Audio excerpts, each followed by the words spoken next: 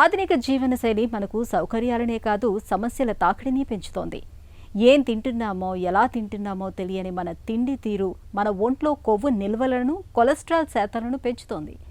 శారీరక శ్రమ లేని బద్ధకపు జీవనం మన శరీర బరువును క్రమంగా పెంచుతూ చివరికి ఊబకాయాన్ని శాపంగా అంటుగడుతోంది.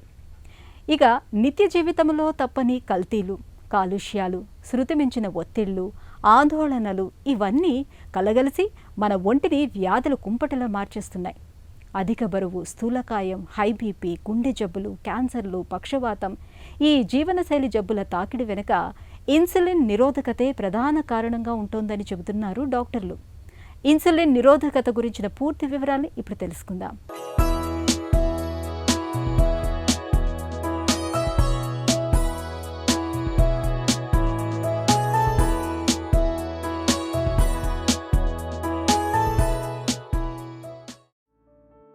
ఇన్సులిన్ అనేది మన ఒంట్లో చాలా కీలకమైన హార్మోన్. క్లోమ గ్రంథి నుంచి స్రవించే ఈ హార్మోన్ మనం తిన్న ఆహారాన్ని గ్లూకోజ్గా మార్చి మన దేహంలోని కణానికి అందేలా చేస్తుంది. అయితే ఒక్కోసారి క్లోమ గ్రంథి నుంచి తగినంత ఇన్సులిన్ ఉత్పత్తి కాకపోవటము, లేదా ఉత్పత్తి అవుతున్న ఇన్సులిన్ గ్లూకోజ్ నియంత్రణకు ఉపయోగపడకపోవటమో జరుగుతుంది.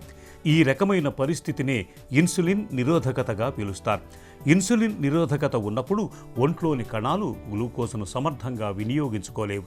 దీంతో రక్తంలో గ్లూకోజ్ శాతం క్రమంగా పెరుగుతూ వచ్చి చివరికి మధుమేహం బారిన పడుతూ ఉంటాం. ఇన్సులిన్ అనేది శక్తిని దాచేందుకు కూడా ఉపయోగపడుతుంది.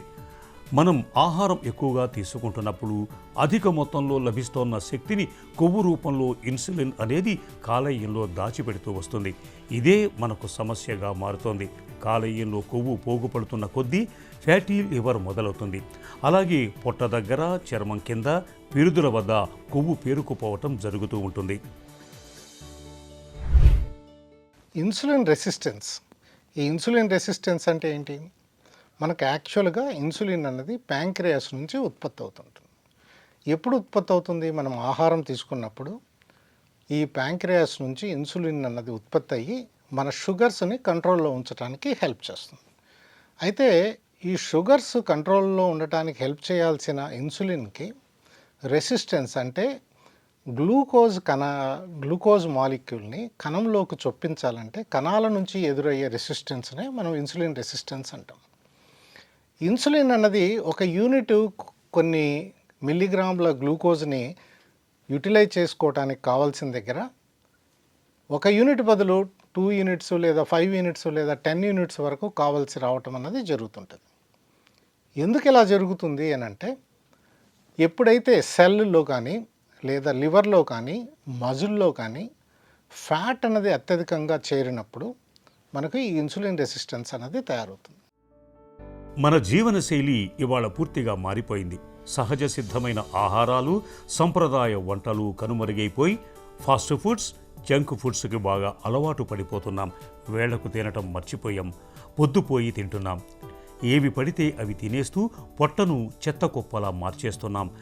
గాడి తప్పిన ఈ తిండి తీరు మూలంగా బరువు అదుపు తప్పటంతో పాటు హై బీపీ, షుగర్ వంటి అనేక ఆరోగ్య సమస్యలు వచ్చి పడుతున్నాయి. ఇవన్నీ చివరికి ఇన్సులిన్ నిరోధకతకు దారి తీస్తున్నాయి. మన శరీరంలో ఏ భాగంలో అయితే ఇన్సులిన్ నిరోధకత ఎక్కువగా ఉంటుందో ఆ భాగాల్లో సమస్యల తాకిడి పెరుగుతోంది. Sugar, fatty liver, PCOD, testosterone తగ్గటం, సంతాన లేమి, స్తంభన లోపం, కీళ్ల నొప్పులు, పొట్ట దగ్గర కొవ్వు పేరుకుపోవటం, ఆందోళన, డిప్రెషన్ మొదలైనవన్నీ ఇన్సులిన్ నిరోధకత తాలూకు దుష్ప్రభావాలే అంటారు నిపుణులు. ఈ ఇన్సులిన్ రెసిస్టెన్స్ని తెలుసుకోవాల్సింది ఎలాగా అంటే, ఫస్ట్ మన క్లినికల్ సైన్స్ వెయిట్ అనేది పెరుగుతూ ఉంటుంది. రెండోది పొట్ట చుట్టూ కొవ్వు అధికంగా అవుతుంది. మూడోది బ్లాక్ పిగ్మెంటేషన్ అనేది వస్తుంటుంది. ఎక్కువగా యాక్ని వస్తుంటుంది. అంతేకాదు ఈ రోజుల్లో ఇన్ఫెర్టిలిటీకి ఇది కూడా ఒక కారణం అని చెప్పాలి. అంటే అమ్మాయిల్లో పాలిసిస్టిక్ ఓవరీస్ కూడా ఈరోజు డెవలప్ అవుతున్నాయి. ఎప్పుడైతే ఇన్సులిన్ రెసిస్టెన్స్ అండాశయం లెవెల్లో ఉంటుందో ఈ ఈస్ట్రోజన్ బదులు టెస్టోస్టిరాన్ అన్నది ప్రిడామినెంట్గా తయారవుతుంది. అందువల్లే అమ్మాయిల్లో అన్వాంటెడ్ హెయిర్ కూడా ఈరోజు చూస్తున్నాం. సో పిగ్మెంటేషన్ రావటం, అన్వాంటెడ్ హెయిర్ రావటం, మెన్స్ట్రువల్ ఇర్రెగ్యులారిటీస్ చూస్తున్నాం. అలాగే మగవాళ్ళల్లో కూడా ఈ యొక్క స్పెర్మ్ కౌంట్ కూడా తగ్గిపోతుంది, స్పెర్మ్ క్వాలిటీ కూడా పడిపోతుంది. అధిక బరువు, స్థూలకాయం, నడుము చుట్టూ కొలత పెరగటం, ఒంట్లో కొవ్వు పేరుకుపోవటం, హై బీపీ, షుగర్, కొలెస్ట్రాల్, గుండె జబ్బులు, క్యాన్సర్లు ఇవన్నీ ఒక్కో ఉత్పాతం. ఈ జీవనశైలి జబ్బులన్నిటికీ ఇన్సులిన్ నిరోధకత అనేది ప్రత్యక్షంగానో పరోక్షంగానో కారణంగా ఉంటోంది. అయితే మరి మనలో ఇన్సులిన్ నిరోధకత ఉన్నది లేనిది తెలుసుకోవటం ఎలా? ఇందుకు 12 గంటలు ఉపవాసంతో ఫాస్టింగ్ ఇన్సులిన్ పరీక్షను తరచూ చేయించుకుంటూ ఉండాలి. మనలో చాలామంది ఫాస్టింగ్ బ్లడ్ షుగర్, తిన్న తర్వాత షుగర్ పరీక్షలు మాత్రమే చేయించుకుంటూ ఉంటారు. వీటితో పాటు ఫాస్టింగ్ ఇన్సులిన్ చేయించుకోవడం వల్ల మన రక్తంలో ఇన్సులిన్ స్థాయి ఎంత ఉంది, ఎలా ఉందనేది తెలుస్తుంది. అలాగే లిపిడ్ ప్రొఫైల్ పరీక్షలో ట్రైగ్లిజరైడ్లు అధికంగా ఉండటం, ట్రైగ్లిజరైడ్లకు హెచ్డిఎల్ కొవ్వుల మధ్య నిష్పత్తి ఎక్కువగా ఉండటం, సీరం యూరిక్ యాసిడ్, సిఆర్పి పరీక్షల విలువలు అధికంగా ఉండటం అనేవి ఇన్సులిన్ నిరోధకతను తెలియజేస్తాయి. ఇన్సులిన్ రెసిస్టెన్స్ని ఎక్కడ తగ్గించుకోవాలి? ఒకటి ఫస్ట్ డైట్, సెకండ్ మన యొక్క ఎక్సర్సైజ్, ఫిజికల్ ఎక్సర్సైజ్ అన్నది చాలా ఇంపార్టెంట్. సో ఈ రెండిట్లోనూ మనము సరైన జాగ్రత్తలు తీసుకుంటే ఇన్సులిన్ రెసిస్టెన్స్ని తగ్గించుకోవచ్చు. ముఖ్యంగా క్యాలరీస్ అధికంగా కన్జంప్షను, అంటే ప్రాసెస్డ్ ఫుడ్స్, రిఫైన్డ్ ఆయిల్స్ మనం బాగా తగ్గించుకోవటం మొదలెట్టాలి. ఇంటర్మీడియట్ ఫాస్టింగ్ లాంటివి చేయటం, లేదా లో కార్బోహైడ్రేట్ డైట్, ప్రోటీన్ మోడరేట్ గాను, ఫ్యాట్స్ అధికంగా తీసుకోవటం, ఇవి మన ఇన్సులిన్ లెవెల్స్ను తగ్గించడానికి ఆస్కారం ఉంటుంది.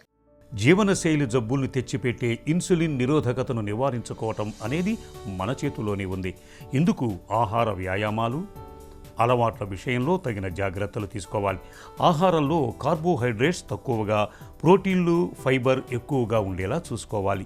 ఆకుకూరలు, కాయగూరలు, తాజా పండ్లను తరచుగా తీసుకోవాలి.